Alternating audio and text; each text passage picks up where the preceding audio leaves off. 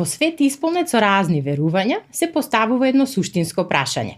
Дали навистина постои едно име преку кое луѓето можат да се спасат? Што значи жртвата на Исус и што направи неговата пролеана крв за сите нас? Дали во денешно време јасно се видливи знаците на последните времења и дали сме подготвени за тоа што доаѓа? И конечно, кога зборуваме за Господовата спомен вечера, дали таа всушност е само традиција или има нешто посуштински и подлабоко во неа? Јас сум Ана, а ова е Клуч. Клуч од фиоката која никој не ја отвара. Денеска во овој Клуч сум заедно со Софија Кузмановска и Душанка Петрова, верници во Христијанската црква Благовест во Република Македонија, и со нив заедно ќе поразговараме на овие прашања и дилеми. Па, добре дојдовте, како сте и како се чувствувате? Благодарам, добро се чувствувам. Добро ве најдовме. Благодариме на можноста, на поканата. Одлично се чувствуваме. Баш ми е драго. За почеток би почнала со Душанка, би ја прашала и прашањето би било следно. Имено, Душанка, ти си социјален работник и она кое што сакам да те прашам, а воедно и да констатирам првично, е дека живееме во време кое што е неизвестно. Постојано слушаме на вести и гледаме за разни војни, за разни пандемии, болести, но и за несреќи кои што посебно се случуваат во семејствата. Имено неодамна бевме и сведоци за една несреќа која што многу не потресе. Па сакам да те прашам, еве твој увид, зошто се случуваат овие нешта? Да. Навистина, како социјален работник можам да потврдам дека семејството е под голем напад од сите страни и се повеќе и повеќе ја губи таа основна функција заради која што постои. Ние сите знаеме, нели, дека семејството е основната клетка во општеството и дека има таа основна функција да биде репродуктивна функција, функција да понуди љубов, заедништво, грижа за послабите и најмладите членови на семејството. Значи, сите овие работи што се столбови заради кои што семејството постои, се разнишувани од сите страни.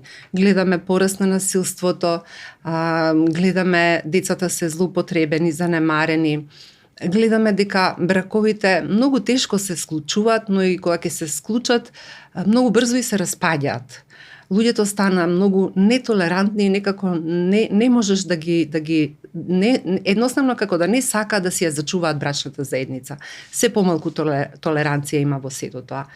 Ние како професионалци во општествените дејности навистина правиме се што е во наша моќ да работиме со семејствата, да ги заштитиме жртвите на насилство, да ги советуваме брачните партнери доколку нели прифатат да негуваат еден друг стил на однесување со љубов, почит, толеранција кон брачниот партнер и кон сите членови во семејството, но сето тоа оди доста тешко заради тоа што семејството, како што кажав, од сите страни на удари тоа насилство, тие распад на бракови, сето тоа зема се поголема масовност.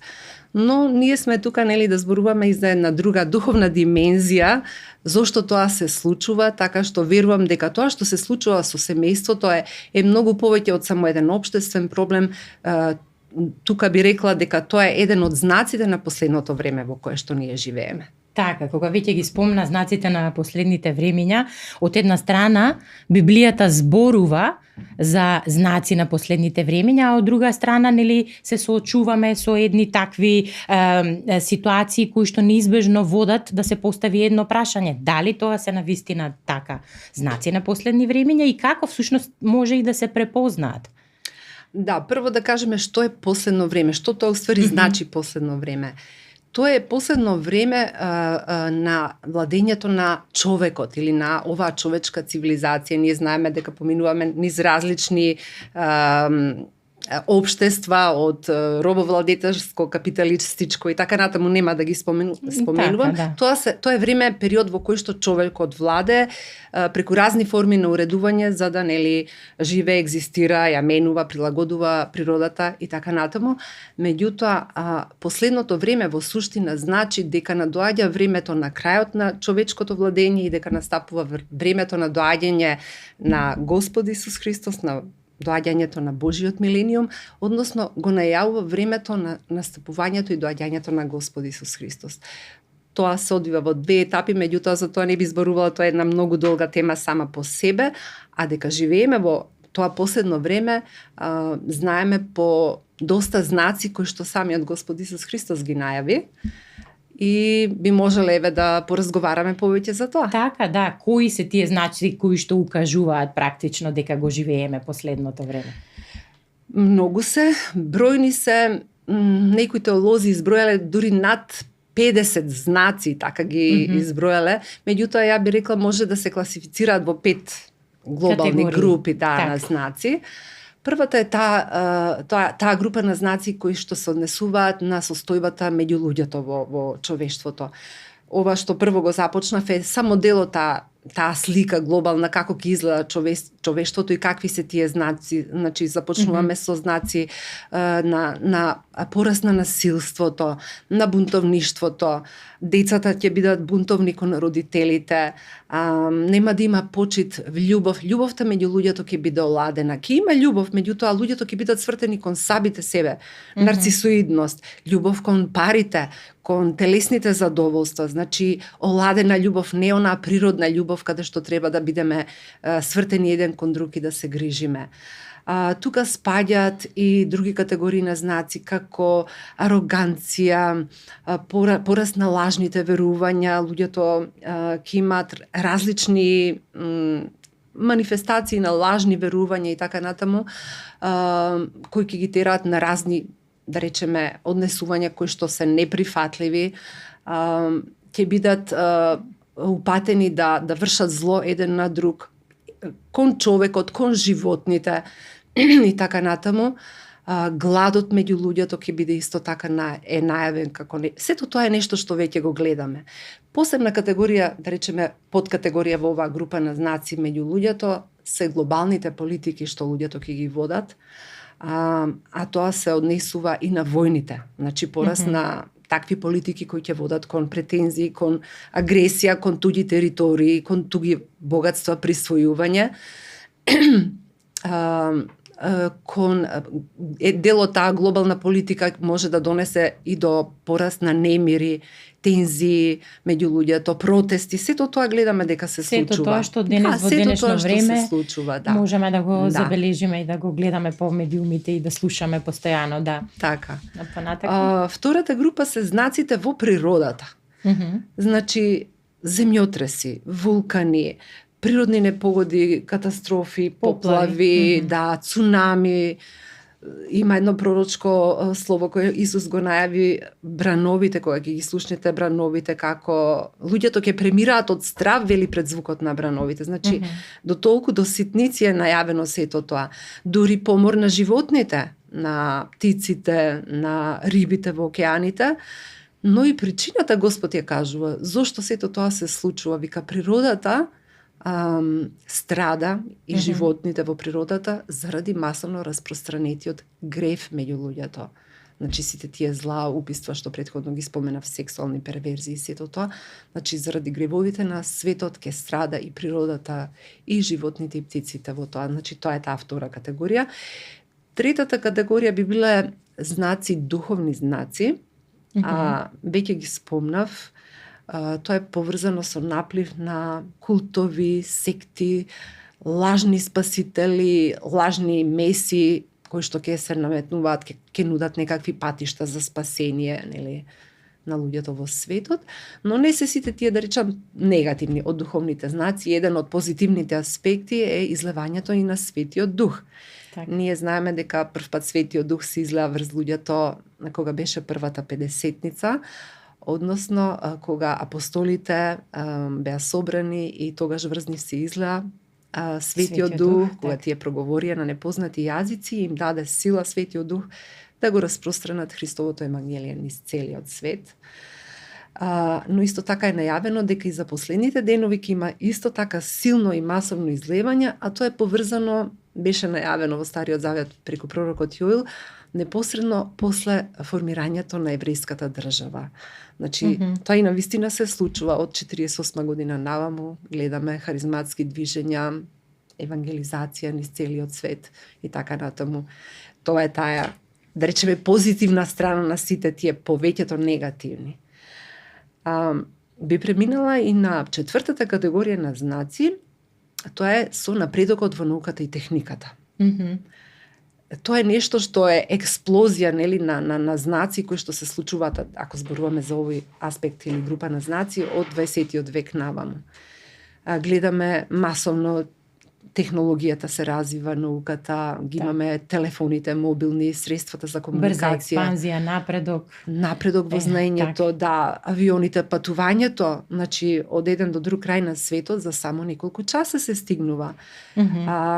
Гледаме посебно во роботиката, измислен е и чипот, нели? Сега тоа во пандемијата беше доста актуелно, ако сакаш да патуваш, беше тоа поврзано со поседување на во некои земји беше воведено да имате патна исправа која е поврзана со чип, каде што се регистрира влез, излез на патниците и така натаму, меѓутоа од духовен аспект тоа многу наликува на тоа едно пророштво за еден вид на уред што ќе биде вметнат на луѓето во последните денови, кога ќе дојде времето, нели, на ерата на новиот светски поредок, кој ќе се издигне тој еден светски политичар кој ќе наметне една влада, едно средство за трговија, комуникација, нели, меѓу луѓето. Иако луѓето мислат дека се во тренд, ако се, нели, ете, со тие чипови и слично, но е практично една голема заблуда. Заблуда. Трансхуманизмот дури е наречен како четврта индустријска револуција, сега се пропагира како дека е модерно и дека е пожелно луѓето да имаат таков уред, тој чип RFID, Radio Frequency Identification Device. Да. Така, и да ја спомнеме и другата категорија. Да, последната категорија е Израел, самиот Израел како знак на последните времења, значи 2000 години овие работи претходно се случуваат, технологијата, нели, науката посебно е на почетокот на 20-тиот, но особено како знак е воспоставувањето на еврејската држава. Тие скоро 2000 години беа растурени низ целиот свет, самото формирање на Израел како држава е еден голем знак на последните времења и посебно тука има едно пророчко слово од, пак ќе го спомнам, пророкот Захарија, кој што најави дека во последниот во последните денови Израел и Јерусалим ќе бидат како камен за сопнување и дека целиот свет ќе се сврти против евреите, што гледаме дека масовно се случува порастот на антисемитизмот, да.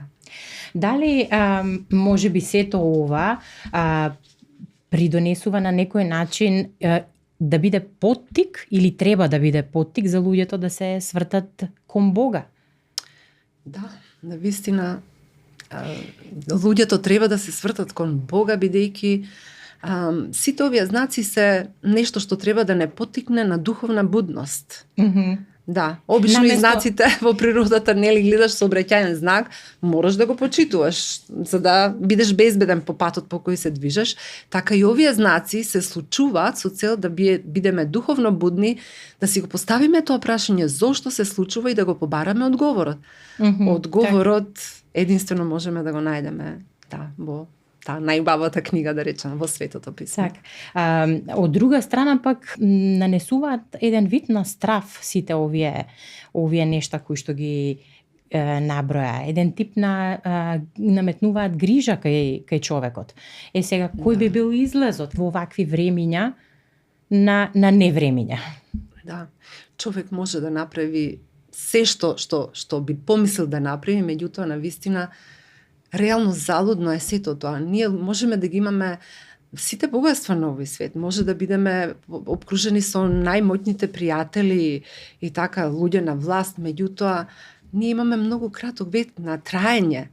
За жал луѓето се доста ограничени и размислуваат да работат, да имаат пари за пензија и да уживаат во пензионерските денови и толку. Никој не размислува што после тоа. Сепак смртта не е точка, нели? Ја би рекла 3 точки, има нешто повеќе од тоа, бидејќи ние не сме само тело, ние сме тело, душа и дух. Телото умира, меѓутоа духот и душата не умира.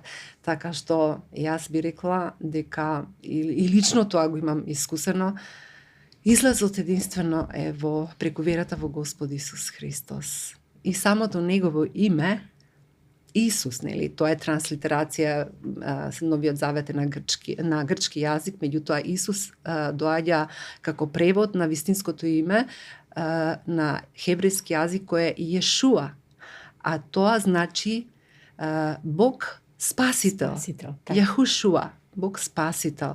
Во ова еден збор во името на самиот Господ Исус Христос е најавен и неговиот вистински идентитет. Тој е Бог кој дојде во тело на човек со цел да го спаси човештвото. Една од најдлабоките теми во христијанството е за крвта Исусова и за низиното значење. Па би сакала, Софија, иако темата е многу обширна, може ли на кратко еве да ни споделиш што е суштината практично на пролеаната Исусова крв? Исусовата крв има огромно значење за целото човештво. Всушност и историјата се дели на пред и по доаѓањето на Исус, така да тој чин, кога тој настрада наместо сите нас и кога ја пролеа својата крв, целосно го менува текот на историјата. Бидејќи порано не ги осеќав, не ги чувствував овие работи, а во текот во црквата ги почувствував, ги дознав, ги осознав и ги примени во мојот живот, можам да кажам вистински, бидејќи го чувствувам тоа, колку е големо значењето и колку е моќна крвта Исусова. Меѓутоа би почнала со настан од Стариот Завет, уште во почетокот на Библијата е опишан тој настан, кога Мојсей заповедал на израелскиот народ што живеел во Египет да ги попрска вратите со крв од заклано јагне заради заштита во време кога смрт косела заради чума, косела смрт по куќите и Господ за да го заштити својот народ преку Мојсей го дава таков налог да се направи таков чин. И тие послушни го послушале тоа, ги попрскале вратите и навистина таа крв од јагне функционирала и тие и луѓето биле заштитени од смртта. И тоа е многу голем факт што не воведува во понатаму за крвта Исусова да зборуваме.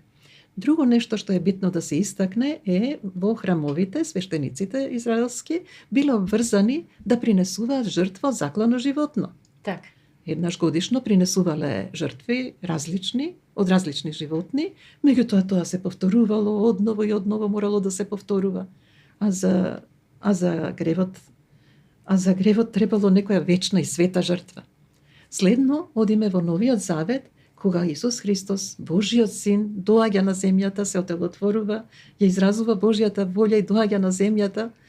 И еве во периодот кога Јован Крстител прв пат кога го гледа како доаѓа и вика еве го Божјото јагне кое што ги зеде гревовите на светот. Значи Исус е Божјото јагне што доаѓа. Пасхално јагне. Зошто? Одиме на следен настан. Значи Исус ја извршува Божјата волја на земјата, ја го врши своето дело, поуки, исцелувања, чуда, сето тоа.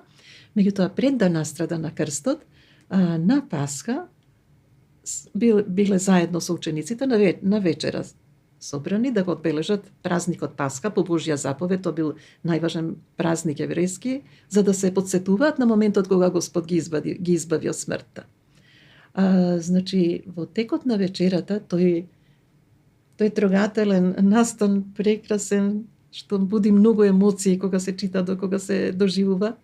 Ние сме биле на тоа место, во Израел кога патувавме, бевме на тоа место, се случувал во горната одаја, така наречена горна одаја, истото место каде што Светиот Дух бил прв пат спуштен врз верниците по воскресението на Исусот кога како што напомена Душанка на 50-ница на почеток. Тоа е истата просторија поставена над гробот на Давид, така да има еден континуитет на настаните дури и со самиот простор. Многу силно чувствување има во тој простор кога се потсетуваме што таму се случувало.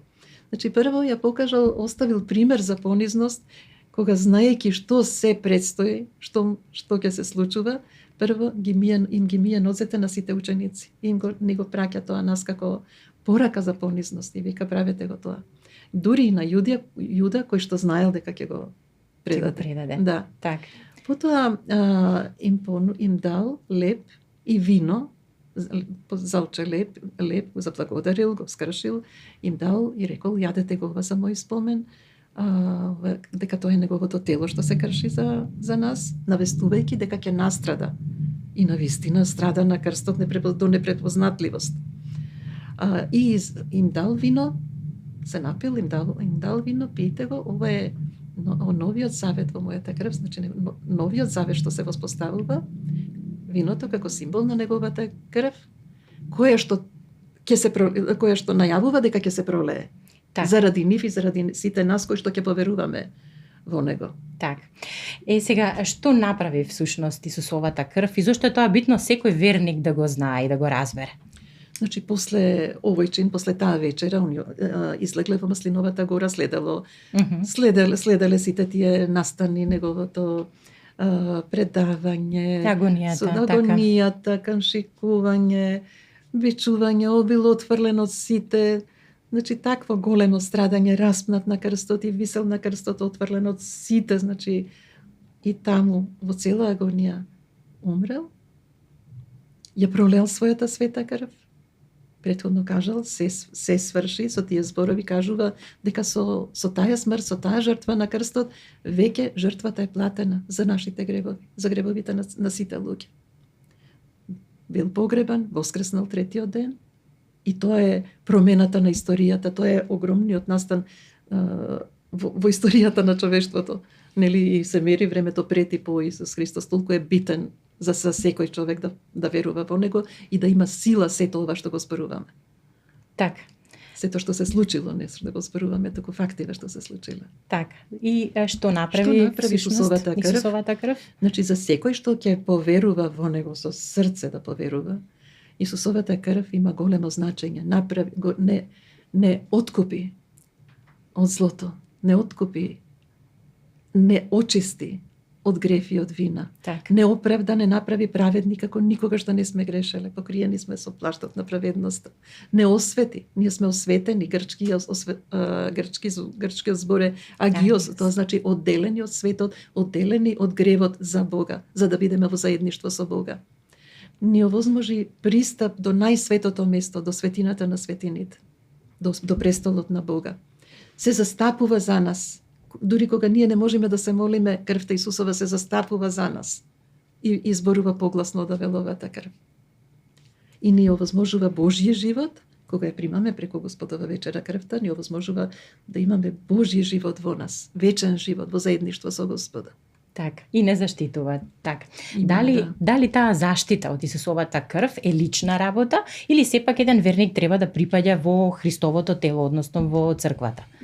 Прво да кажам дека заштитата е моќна кога ние на глас го објавуваме сето ова што Господ Исус Христос го направи за нас. Так. Кога ние ќе кажеме дека јас сум откупена преку крвта Исусова, дека сум очистена од грев, оправдана со Божјата праведност, дека сум осветена, дека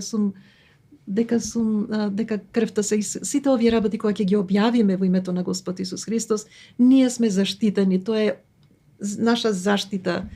Злото нема пристап до нас. Тоа е победничко сведоштво кога ја сведочиме што направи крвта Исусова за нас. И да, треба да сме во заедништво, треба да припаѓаме во црква, во жива Христова црква. Ние, например, припаѓаме во црквата, во христијанската црква Благовест во Република Македонија, под водство на пасторите епископ Константин и Милена Кајшаров, и така каде што го запознавме Господ, каде што го примивме, го живееме спасението, во теорија учиме, во пракса го применуваме сето тоа и знаеме колку огромна разлика прави во нашите животи тоа. Знам како живеевме порано, како сега живеам и знам каква победа носи во безброј ситуации кога сум ја применувала крвта Исусова, била драстична разлика на исходот на ситуацијата. Не е залудно пролеана, не е тоа да била пролеана на крстот и исчезната, напротив, живее Господ Исус Христос е жив и крвта Исусова се уште моќно делува. Така. Би се навратила сега на Душанка и би ја прашала, во светот има многу религии, многу вери, како луѓето можат да се спасат? Точно е тоа, навистина има многу вери, многу религии, се промовираат многу патишта на спасението. Меѓутоа, ние знаеме дека во христијанството, почнувајќи од Стариот Завет, има толку многу прецизно најавени пророштва за идното доаѓање на тој што ќе биде спасител на светот.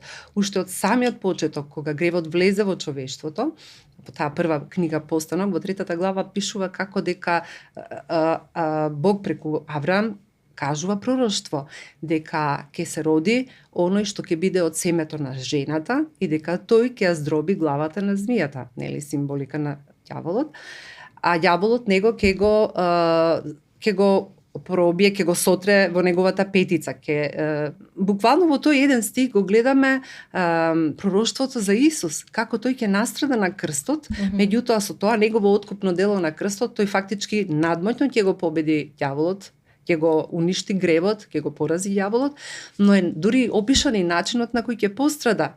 Значи, змијата, ѓаволот, вбризгува, нели, во петицата отров. Кој е тој отров? Тоа е гревото. Целото човештво ќе биде преземен во телото на Господ Исус Христос. Тоа чисто и свето тело ќе го прими товарот од гревот од сите луѓе што се родиле воопшто во овој свет, за да можат сите преку вера во него да се спасат, и дури го кажува и начинот на кој ќе пострада. Значи, нозете му биле прободени, нели, на крстот заедно со рацете.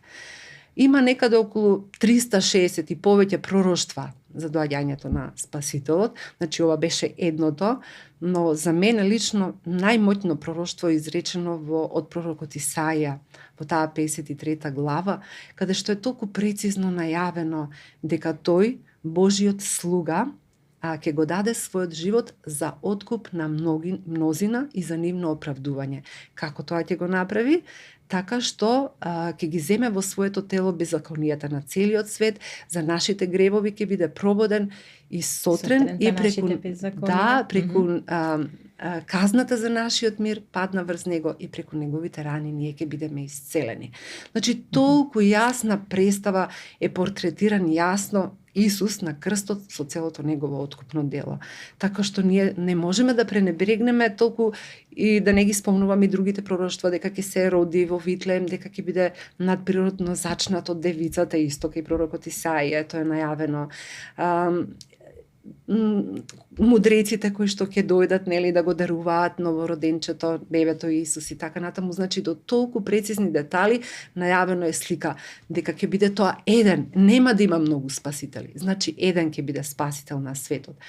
Јован, пророкот Јован е пророкот помеѓу Стариот и Новиот Завет, и Исус него го нарекол најмоćниот меѓу пророците. Зошто? Затоа што тој го најавил она што се случува пред неговите очи. Исус се појавил и тој посочил: еве го јагнето, и ти, Софија, тоа го кажа, еве го јагнето Божје што ги зема гревовите на целиот свет. Значи, тој го покажува, го посочува оној што илјадници години наназад старите пророци од Стариот Завет го најавувале. Исус исто така сам за себе рече: јас сум патот, спасението и животот. Никој не доаѓа кај Отецот освен преку мене. И потоа ги имаме и сведоштвата на апостолите. Тоа се луѓето. Што значи апостол? Апостол е човек кој го видел воскреснатиот Исус.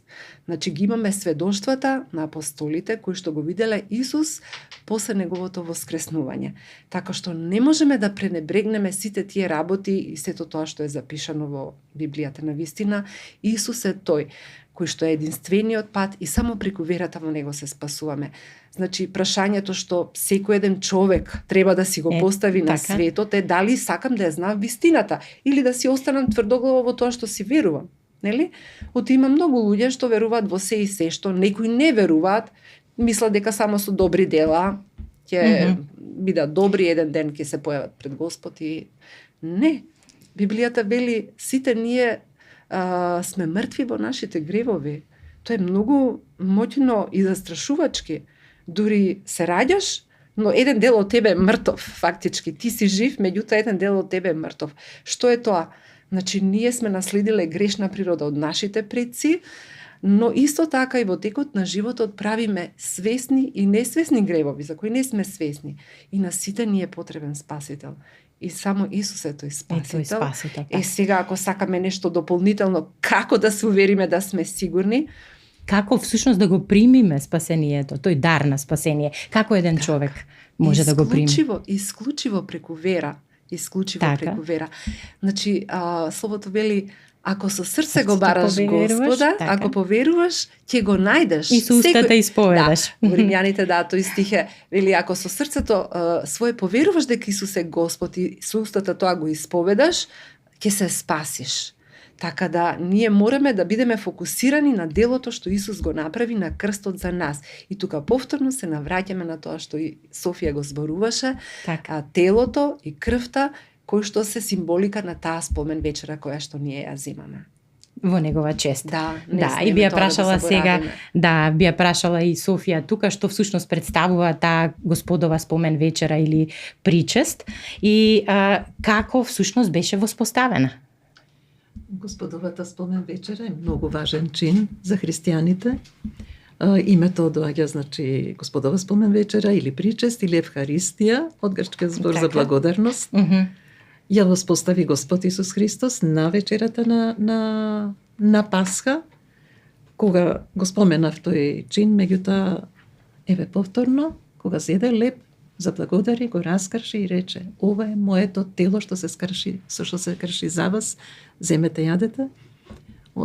Потоа им дал вино, се напил, им дал и тие да се напијат, рекол: ова е мојата крв која што се пролева за вас. Значи да се напијат и тие, правете го ова за мој спомен, додека повторно не дојде, Не значи се ограничување, да. Така.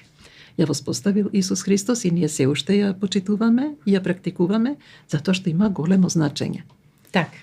Може ли да кажеме која е целта на Господовата спомен вечера? Целта на Господовата спомен вечера е да се сеќаваме на Господ Исус Христос, на неговата личност, на неговото дело на крстот, како што кажа Душанко, 700 години пред да се роди пророкот Исаија во детали што го најавил тој настан.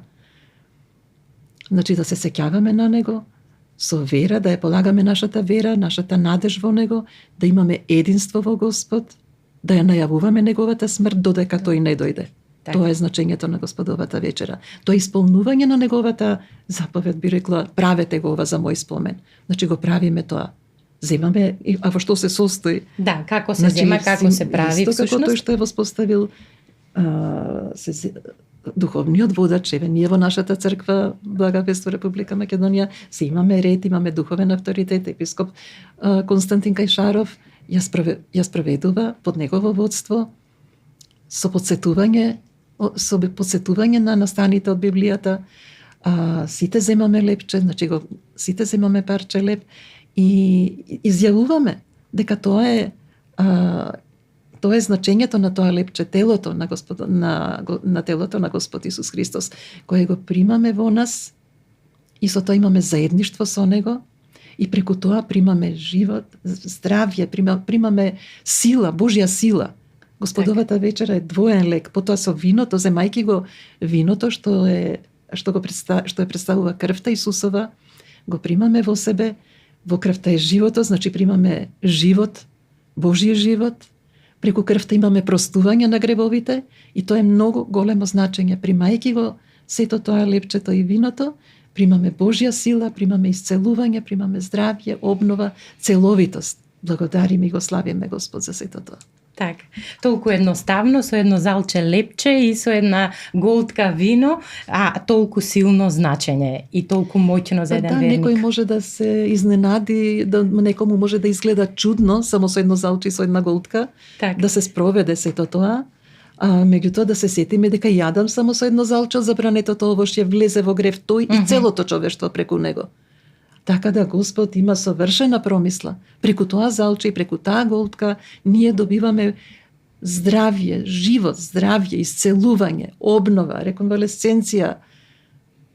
Значи има огромно значење. Да го неутрализира процесот на распаѓање како последица на Адамовиот грев. Процесот на старење го забавува. Значи не обновува.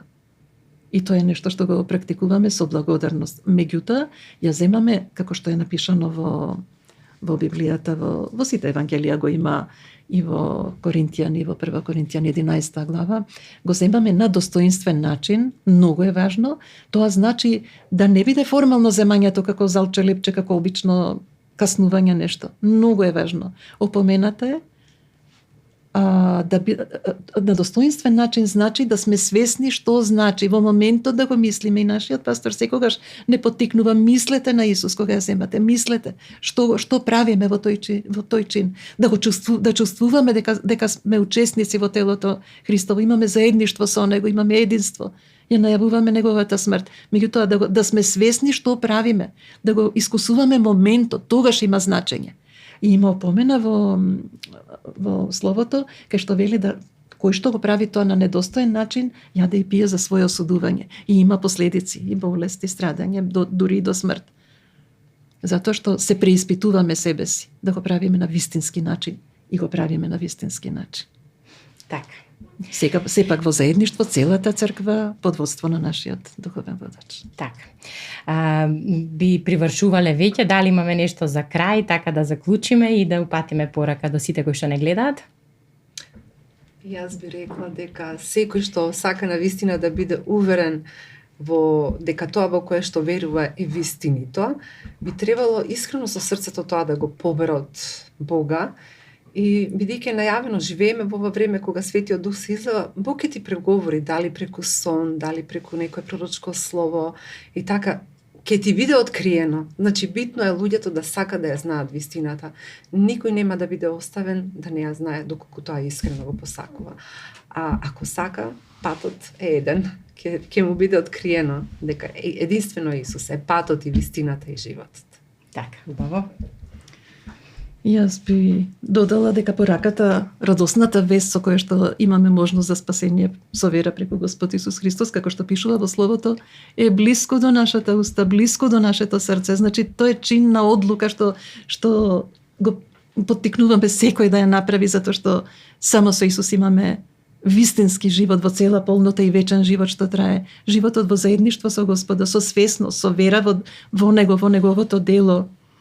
А верата се добива и со слушање на Божјото Слово, така и пораката нека биде и слушајте го Божјото Слово. Животот со Господ во заедништво со Него е радост. Значи, да имаме проблеми, ги предаваме на тој ни е на престолот на нашиот живот и чуда се случуваат, разрешници како што сами не можеме да имаме. Радосно е тоа. И кога знаеме што била жртвата негова, кога знаеме што е значењето на Господовата вечера, да ја имаме таа вера, да ја имаме таа Господова вечера, да знаеме што направи крвта Исусова врз нас, да го живееме спасението, да ја живееме заштитата, да сме свесни и радосни. Со радост да го живееме животот и да сме сведоци на безброј чуда во името на Исус.